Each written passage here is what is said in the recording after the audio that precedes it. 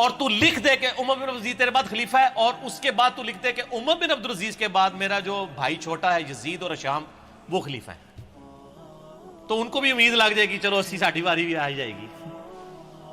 یہ لکھ کے نا جناب سیل کر دی گئی. Welcome back to our channel. So today we are gonna react a video ਜਿਹਦਾ ਟਾਈਟਲ ਹੈ ਉਮਰ ਬਿਨ ਅਬਦੁਲ ਅਜ਼ੀਜ਼. ਇਸਲਾਮਿਕ ਹਿਸਟਰੀ ਦਾ ਇੱਕ ਐਪੀਸੋਡ ਹੈ, ਆਈ ਥਿੰਕ 21st ਐਪੀਸੋਡ ਹੈ. ਸੋ ਦੇਖਿਓ ਜ਼ਰੂਰ, ਜਿਹਦੇ ਵਿੱਚ ਆਪਾਂ ਇਸਲਾਮ ਦੀ ਹਿਸਟਰੀ ਦੇ ਜੋ ਇੱਕ ਪੈਗੰਬਰ ਨੇ, ਇੱਕ ਜੋ ਇਹੋ ਜਿਹੀ ਪਰਸਨੈਲਿਟੀ ਹੈ ਜੋ ਬਾਕੀ ਸਾਰੇ ਮੁਸਲਿਮ ਜੋ ਆਪਣੇ ਵੀਰ ਹੈ ਉਹਨਾਂ ਦੇ ਲਈ ਇੱਕ ਇੰਸਪੀਰੇਸ਼ਨ ਹੈ. ਸੋ ਉਹ ਦੇਖਦੇ ਹਾਂ ਕਿ ਉਹਨਾਂ ਦੀ کی سٹوری ہے انجینئر محمد علی مرزا صاحب دی زبانی. سو آج دیکھیے. یہ حجاج ابن یوسف کی پھر اخیر بڑی بری ہوئی ہے نا, یعنی یہ پھر بعد میں ولید ابن عبد الملک بنا, عبد الملک بن مروان کا بیٹا خلیفہ, اور اسی دوران ولید نے یہ مہم چلانی شروع کی کہ کیونکہ اس کے باپ نے وصیت کی تھی کہ میرے مرنے کے بعد میرا بیٹا ولید بنے گا, اس کے بعد اس کا چھوٹا بھائی سلمان بن عبد الملک بنے گا. تو اس نے یہ مہم چلائی کہ نہیں میرا بھائی نہیں بنے گا, میرے مرنے کے بعد میرا بیٹا کیوں نہ بنے. یہ تحریک اس نے چلائی. جب یہ تحریک چلائی نا تو سارے گورنر آپ کو پتا لائی لگ ہوتے ہیں, سارے مان گئے. ایک گورنر ایسا تھا جس نے کہا کہ نہیں, وہ عمر بن عبدالعزیز تھے. اچھا, مدینہ شریف کے گورنر عمر بن عبدالعزیز رحمہ اللہ تعالی. وہ بہنوئی بھی تھے اس کے ولید کے. مروان کے دو بیٹے تھے, ایک عبد الملک اور ایک عبدالعزیز.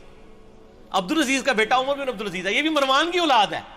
لیکن دیکھ لیں, اور اسی لیے ہم کہتے ہیں نا آل امیہ میں عمر بن عبدالعزیز. مولانا طارق جمیل صاحب کو میں کہتا ہوں نا آل امیہ میں عمر بن عبدالعزیز. ٹھیک ہے, آپ سمجھ آئی کیوں کہتے ہیں. تو عمر بن عبدالعزیز نے مخالفت کر دی. اچھا, محاورہ بنیا ہوا. اب وہ کیا ہوا کہ اس نے پکڑ کے عمر بن عبدالعزیز کو قید میں ڈال دیا, چونکہ عمر بن عبدالعزیز جو ہے نا وہ بڑے محبوب گورنر تھے اپنے علاقے کے. تو بڑی شورش برپا ہو گئی. اسی دوران ولید بن عبد الملک اچانک مر گیا, تو آٹومیٹیکلی سلمان بن عبد الملک خلیفہ بن گیا, اس کا چھوٹا بھائی.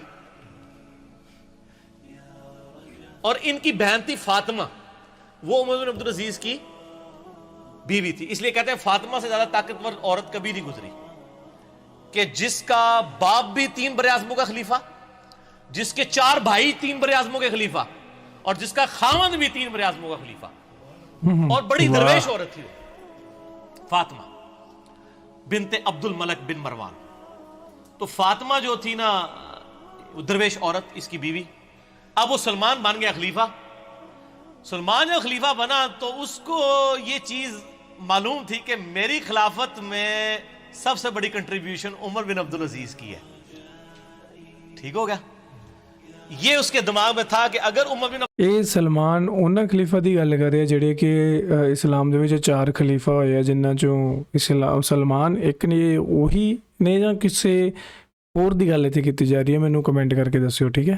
عبدالعزیز نہ ہوتا تو میرا بھتیجا اس وقت خلیفہ ہوتا, اور مجھے تو اس نے معزول کر دیا تھا میرے بڑے بھائی نے. تو اس لیے وہ ان کو یعنی آگے آگے رکھتا تھا.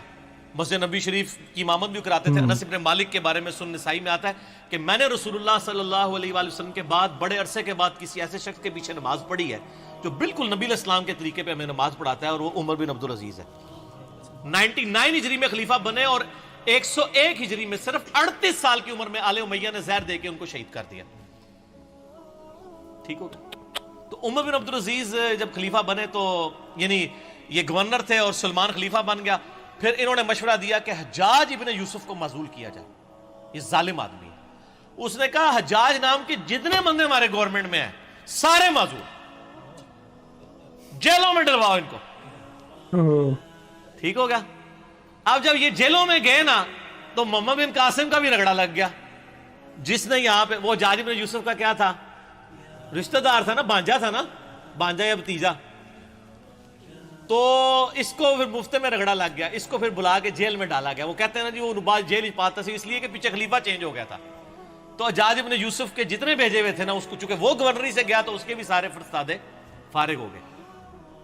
اور پھر یہ خیر بڑی بری موت مرا, یعنی اس کو پھوڑے نکل آئے اور پیپ نکلتی تھی. پھر مرتے مرتے یہ کہتا تھا کہ جی اللہ تعالیٰ تو ماں سے زیادہ محبت کر, جو ساڑھے لوگ بھی کہتے ہیں. حسن بصری کو کسی نے بتایا کہ وہ تو کہتا ہے کہ جی اللہ تعالیٰ کی رحمت تو میرے گناہوں کو تو اس کے سامنے کچھ بھی نہیں ہے. تو حسن بصری نے فرمایا حجاج چاہتا ہے کہ دنیا بھی اپنی مرضی کی گزاری ہے اور آخرت بھی اپنی مرضی کی گزارے. اس طرح تو نہیں ہوتا کہ دونوں جہانی مٹھے باؤ, دونوں جہاں تو نہیں مٹھے میں آ سکتے نا, یا دنیا یا آخرت. جی آخرت. تو خیر یہ مارا گیا. پھر سلمان جو ہے نا, اس کی جب موت کا وقت قریب آیا, اس کو بھی ایک بیماری لگ گئی. تو اس نے ارادہ کیا کہ اپنے چھوٹے 2 بھائیوں کو خلافت کے لیے نامزد کرے. تو اس کا ایک اسسٹنٹ تھا, رجا اس کا نام تھا, بڑا نیک تھا وہ. اس نے کہا کہ اگر تو میری ماننا تو عمر بن عبدالعزیز کو خلیفہ بنا دے. اس نے کہا کہ یہ تو میرے بھائی اس کو مار دیں گے, مانیں گے نہیں. اس نے کہا نہیں, ان کا علاج ہے میرے پاس, دیکھ تو اگر خلیفہ بنا تو اس کی وجہ سے بنا ہے. عمر بن عبدالعزیز حادثاتی طور پہ جو ہے نا وہ خلیفہ بن گئے تھے, ورنہ ان کو کس نے بنانا تھا اتنے نیک آدمی کو. ان کا یار اس طرح کر کہ تو نا ایک بند وصیت لکھ کے اس کو سیل کر دے, اور کہہ کہ اس سیل کے اوپر بیعت لو کہ نیکسٹ خلیفہ کون ہے, اور جو بیعت نہیں کرے گا اس کو قتل کر دیا جائے گا. واہ. اور تو لکھ دے کہ عمر بن عبدالعزیز تیرے بعد خلیفہ ہے, اور اس کے بعد تو لکھ دے کہ عمر بن عبدالعزیز کے بعد میرا جو بھائی چھوٹا ہے یزید اور اشام وہ خلیفہ ہے. تو ان کو بھی امید لگ جائے گی چلو 80-60 باری بھی آ جائے گی. یہ لکھ کے نا جناب سیل کر دی گئی. اب سیل لے کے جب باہر آئی میدان جنگ میں, خیمے سے باہر نکلے اور کہا جی امیر المومنین نے اپنا سکسیسر مقرر کر دیا ہے, اس کے اندر اس کا نام ہے, تو بیعت کرو بند کرو. وہ بھائی آگے لالچی, انہوں نے کہا نا کھول کے پڑھ ساڑا نام لکھے کہ نہیں. انہوں نے کہا میں کہنا تھوڑا نام لکھے, نام تو لکھے سی لیکن یہ نہیں پتا کہ کیڑے نمبر تے لکھے. اور دوسری طرف عمر بن عبدالعزیز آگے کہتے ہیں رجا مجھے بتا دے کہیں میرا نام تو نہیں لکھ دیا, ورنہ میں جنگلوں میں چلا جاؤں, میں خلافت کا بار نہیں اٹھا سکتا. یہ آپ اپروچ کا فرق دیکھ لیں. صحیح گل ہے. تو رجا کہتا ہے میں نے زندگی میں ایک ہی جھوٹ بولا ہے, نہ اس سے پہلے نہ اس کے بعد, وہ یہ تھا کہ میں نے کہا عمر تیرا نام نہیں ہے بیچ میں, کیونکہ مجھے خطرہ تھا کہ یہ چھوڑ دیں گے اور مسلمان ایسے حکمران سے محروم نہ ہو جائیں.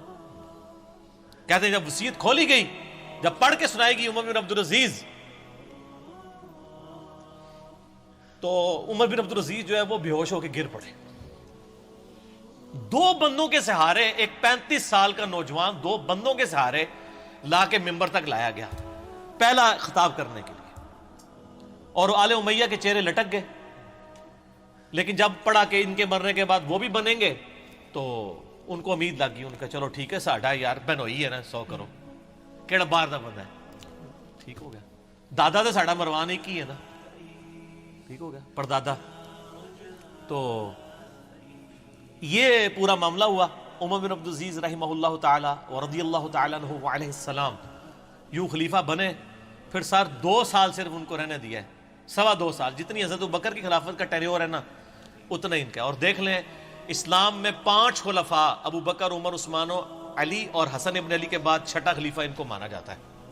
بیچ میں کسی کو خلیفہ نہیں مانا جاتا. اللہ حاج النبوہ 2 سال کے اندر, 2.25 سال کے اندر انہوں نے پچھلے 40 سال میں آل امیہ نے جتنی لوگوں کی جدادیں ہتھیائی تھی نا. اچھا یہ جو ایک حضرت عمر سیریز ہے یا عمر سیریز ہے نا, یہ وہی عمر جو انہوں دی گل ہو رہی ہے ਜਾਂ ਇਹ ਕੋਈ ਹੋਰ ਨੇ? ਮੈਨੂੰ ਇਹ ਵੀ ਕਮੈਂਟ ਕਰਕੇ ਦੱਸ ਦਿਓ ਯਾਰ, ਥੋੜ੍ਹੇ ਡਾਊਟ ਰਹਿੰਦੇ ਆ ਹੈ ਨਾ, ਕਿਉਂਕਿ ਆਪਾਂ ਇਹ ਕਲਿੱਪਸ ਸਟਾਰਟਿੰਗ ਤੋਂ ਨਹੀਂ ਦੇਖਦੇ, ਵਿੱਚੋਂ ਕਲਿੱਪਸ ਹੁੰਦੀਆਂ, ਤਾਂ ਕਰਕੇ ਥੋੜ੍ਹੀ ਜਿਹੀ ਜਿਹੜੀ ਗੱਲਬਾਤ ਆ ਉਹ ਸਮਝ ਤੋਂ ਬਾਹਰ ਹੋ ਜਾਂਦੀ ਹੈ, ਪਰ ਬਾਕੀ ਸਾਰਾ ਕੁਝ ਈਜ਼ੀ ਟੂ ਅੰਡਰਸਟੈਂਡ ਹੈ. اولادوں کو بلا کے واپس کی,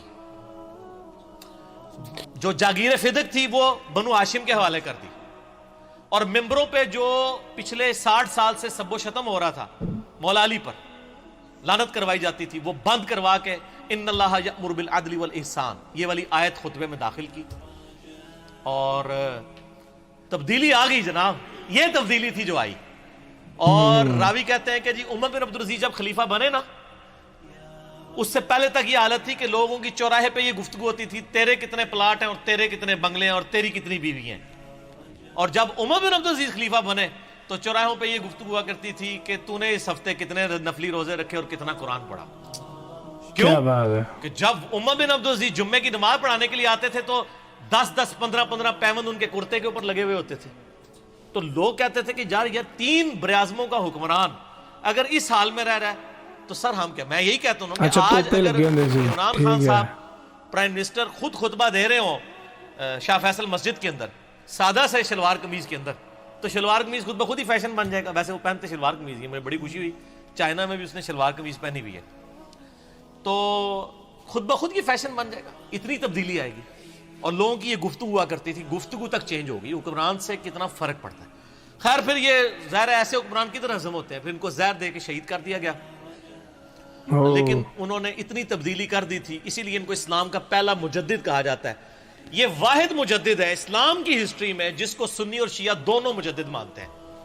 اس کے بعد کسی مجدد پہ متفق نہیں ہے سوائے امام مہدی 12ویں مجدد کے, 12ویں خلیفہ کے. یہ ہیں وہ شخص عمر بن عبدالعزیز. چونکہ حجاج ابن یوسف کی بات تھی تو حجاج ابن یوسف کا انجام بھی بتانا تھا, اس کے ساتھ یہ ساری چیزیں جڑی ہوئی تھیں.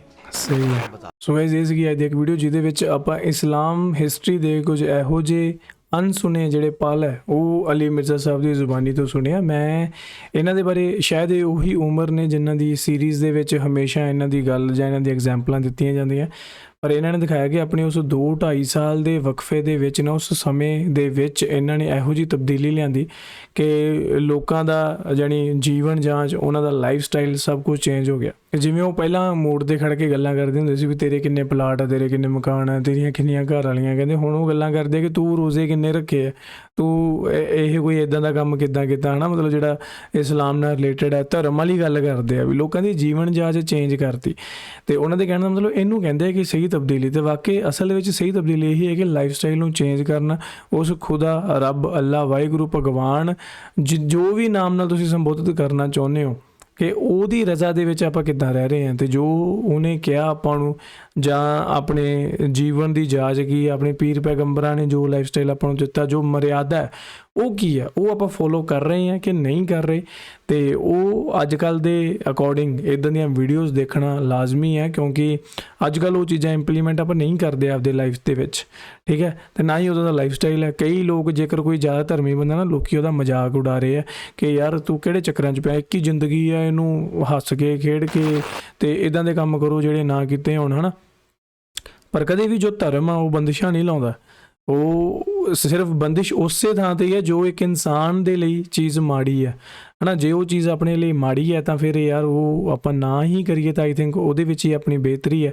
ਸੋ ਬਸ ਆਹੀ ਸੀ ਅੱਜ ਦੀ ਇੱਕ ਵੀਡੀਓ. ਅਤੇ ਇਸ ਇਸਲਾਮ ਹਿਸਟਰੀ ਦੇ ਐਪੀਸੋਡ ਨੂੰ ਜੇਕਰ ਤੁਸੀਂ ਪੂਰਾ ਦੇਖਿਆ ਐਂਡ ਤੱਕ, ਤੁਹਾਡਾ ਬਹੁਤ ਬਹੁਤ ਧੰਨਵਾਦ, ਸ਼ੁਕਰੀਆ. ਜੇ ਦੇਖਿਆ ਪੂਰਾ ਤਾਂ ਹੁਣ ਇਹਨੂੰ ਸ਼ੇਅਰ ਵੀ ਲਾਜ਼ਮੀ ਕਰਿਓ ਤਾਂ ਜੋ ਜਿਹੜੇ ਬਾਕੀ ਲੋਕ ਆ ਉਹ ਵੀ ਇਹੋ ਜਿਹੇ ਜੋ ਸੂਰਮੇ ਨੇ, ਮਤਲਬ ਇਹਨਾਂ ਨੂੰ ਆਪਾਂ ਸੰਤ ਵੀ ਕਹਾਂਗੇ ਅਤੇ ਸੂਰਮੇ ਵੀ ਕਹਾਂਗੇ, ਠੀਕ ਹੈ, ਅਤੇ ਉਹਨਾਂ ਨੂੰ ਯਾਦ ਕਰ ਸਕਣ. ਇਹੋ ਜਿਹੇ ਬਾਦਸ਼ਾਹ ਜਿਵੇਂ ਹੁਣ ਮਹਾਰਾਜਾ ਰਣਜੀਤ ਸਿੰਘ ਦੀ ਗੱਲ ਜਦੋਂ ਹੁੰਦੀ ਹੈ ਤਾਂ ਉਹਨਾਂ ਦੀ ਵੀ ਕੁਝ ਪਰਸਨੈਲਿਟੀ ਇੱਦਾਂ ਦੀ ਦੇਖਣ ਨੂੰ ਮਿਲਦੀ ਹੈ ਕਿ ਉਹਨਾਂ ਦੇ ਰਾਜ ਵਿੱਚ ਸਭ ਧਰਮਾਂ ਦੇ ਲੋਕ ਬੜੇ ਖੁਸ਼ੀ ਨਾਲ, ਸ਼ਾਂਤੀ ਨਾਲ ਰਹਿੰਦੇ ਸੀ. ਉਹਨਾਂ ਨੇ ਵੀ ਲਾਈਫ ਸਟਾਈਲ ਚੇਂਜ ਕੀਤਾ, ਬਹੁਤ ਕੁਝ ਚੇਂਜਸ ਲਿਆਂਦੇ, ਸਾਰਿਆਂ ਨੂੰ ਤੁਹਾਨੂੰ ਆਲਰੇਡੀ ਪਤਾ ਉਹਨਾਂ ਬਾਰੇ. ਸੋ ਇਹ ਸੀ ਅੱਜ ਦੀ ਵੀਡੀਓ. ਬਾਕੀ ਤੁਹਾਨੂੰ ਕਿੱਦਾਂ ਲੱਗੀ ਨੀਚੇ ਕਮੈਂਟ ਕਰਕੇ ਜ਼ਰੂਰ ਦੱਸਿਓ. ਜਾਣ ਤੋਂ ਪਹਿਲਾਂ ਚੈਨਲ ਨੂੰ ਸਬਸਕ੍ਰਾਈਬ ਕਰਿਓ ਤਾਂ ਜੋ ਹੋਰ ਵੀਡੀਓਜ਼ ਦੇਖ ਸਕੋ. ਸਤਿ ਸ਼੍ਰੀ ਅਕਾਲ.